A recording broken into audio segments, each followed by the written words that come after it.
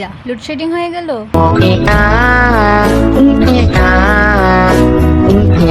দেখুন আমি কি গরিব, মমটা কি ছোট হবেই তো, যে লোডশেডিং হয় একটু পর পর মোমবাতি জ্বালিয়ে পড়তে হয়।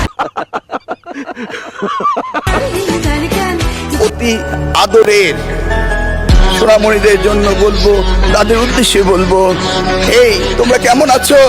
লেখাপড়া করছো তো? লেখাপড়া করতেই হবে, নকল প্রশ্নপাত জালিয়াতি কোনো কিছুই আর চলবে না।